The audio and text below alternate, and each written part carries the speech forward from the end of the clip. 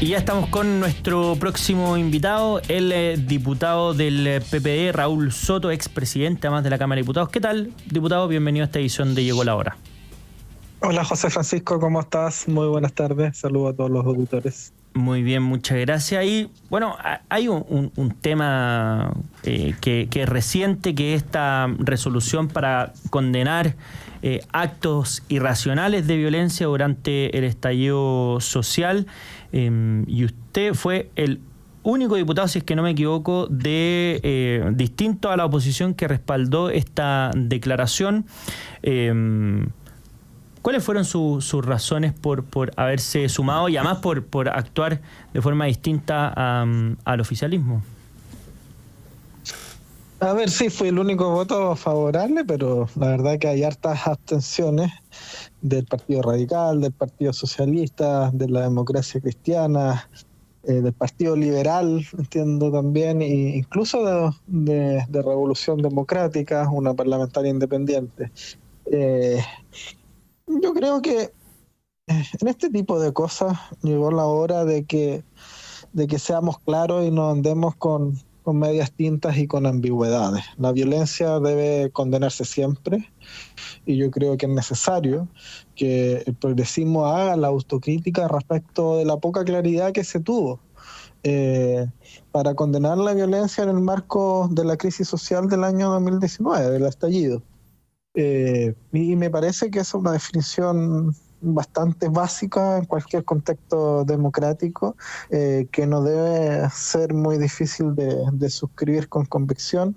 Tiene que ser para todos lados, por supuesto. Yo condeno y creo que las violaciones a los derechos humanos que se cometieron por parte de la gente del Estado, que terminaron con mutilaciones de ojos, con represión, con abusos, muchos de los cuales fueron ratificados por informes de organismos internacionales y que están en muchos casos siendo investigados también por la justicia chilena, ¿verdad? Deben ser condenados fuertemente y de manera transversal, ¿no? Me gustaría ver también de parte de la oposición mucho mayor claridad a la hora de condenar esas violaciones a los derechos humanos, pero así como le pido consecuencia a la oposición en esa materia, también tengo que pedirle a los propios consecuencias a la hora de calificar con claridad la ilegitimidad que tienen los medios violentos para conseguir fines sociales o políticos en un contexto democrático, y creo que eso faltó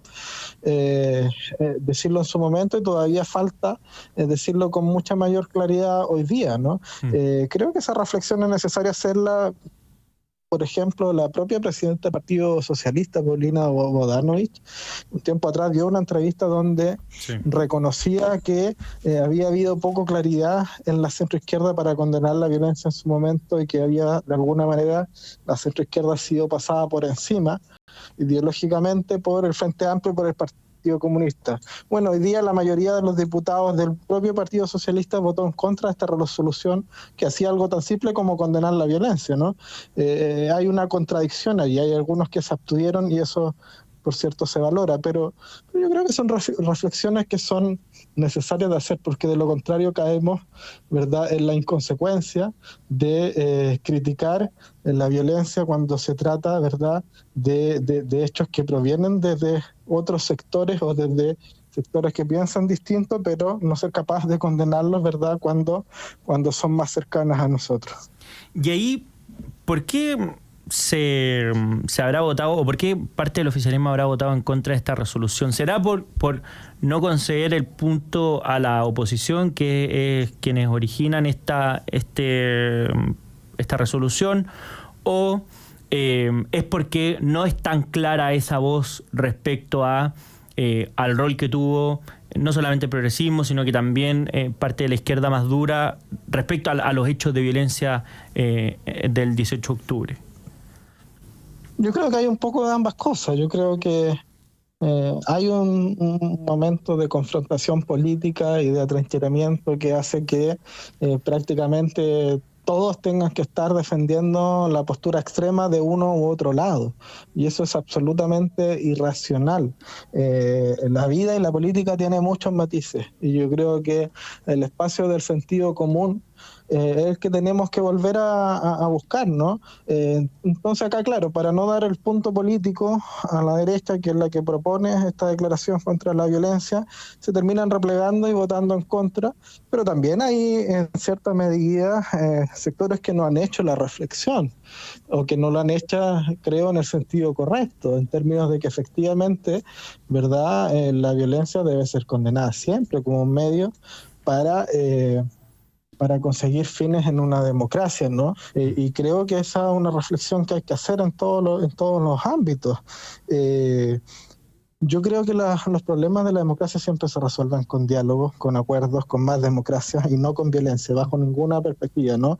Y hemos visto declaraciones en Twitter especialmente de dirigentes del Frente Amplio del Partido Comunista que en el último tiempo han vuelto a reivindicar la violencia o a justificarla en contextos recientes como el estallido social o en contextos anteriores, como los tiempos oscuros que vivimos a propósito de la conmemoración de los 50 años del golpe. Y por el otro lado también hay una especie de resurgimiento del sentimiento golpista en la derecha chilena que habla de la fragilidad de las credenciales democráticas que tienen, ¿no?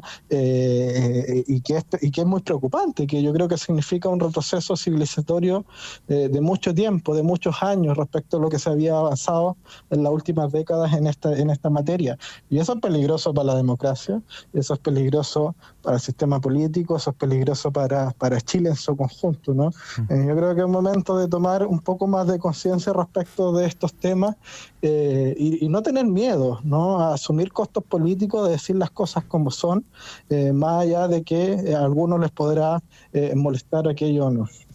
Y pasando a otro tema, diputado, hay unas declaraciones de la expresidenta de su partido, Natalia Piergentili, a propósito de la respuesta que ha habido por parte del oficialismo en general, a propósito de los casos de democracia viva y los problemas con los convenios, porque ella dice, nuestro pecado no es que no exista eso, es hacernos los locos con que eso existe, eso es gravísimo. Comparte esa apreciación, obviamente ella lo acompañó de algunos epítetos que no vamos a repetir, pero hay una crítica ahí de fondo respecto a la reacción frente a cuando ya existen estos casos. Sí, yo no comparto la forma en la cual se expresa Natalia Piergentili, porque creo que siempre uno debe expresar las diferencias y los planteamientos con respeto, ¿no? Y a veces en política las formas también son fondos. Creo que cuando estamos en un ambiente político tan tóxico, tan efervescente, tan confrontacional, tan polarizado, este tipo de cosas, en la forma me refiero, no contribuyen. Se podría haber dicho lo mismo con otras palabras y el efecto hubiese sido probablemente incluso mayor en términos de la reflexión en la cual nos llama, ¿no? El fondo lo comparto. Yo creo que los hechos de corrupción vengan de donde vengan de los dirigentes políticos que vengan de la generación política que vengan, van a ser siempre condenables, repudiables y deben ser efectivamente aislados, expulsados, extirpados derechamente de la política y de la actividad pública en general, porque la corrupción no debe tener espacio en una sociedad que quiere ser moderna, que quiere ser transparente, ¿verdad? Y que quiere avanzar en justicia. Yo creo que eso lo compartimos. Ahora, lo que no comparto es la crítica generacional, ¿eh? A mí me duele cuando se encasilla o se mete a toda la generación, al menos de los treintones, podríamos decir, en el mismo saco, porque yo la verdad que siento que hay una parte de la generación de los treintones que somos distintos, que queremos y creemos que se pueden hacer las cosas de forma distinta. Entonces, el problema no es la juventud de esas personas, el problema es que son corruptos. El problema no es la juventud, el problema es que se creen superiores, el problema no es la juventud, el problema es que son irresponsables y no tienen capacidad de gestión.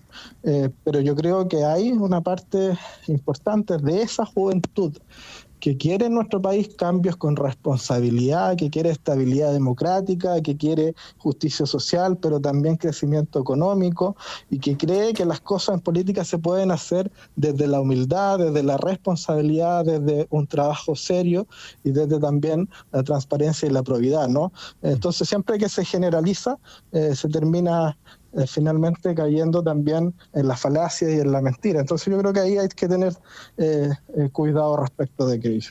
Bueno, un muy buen punto, que hay que huir de esa generalización, porque es verdad que el problema son los actos y no la edad que uno tiene ni el grupo al que pertenece.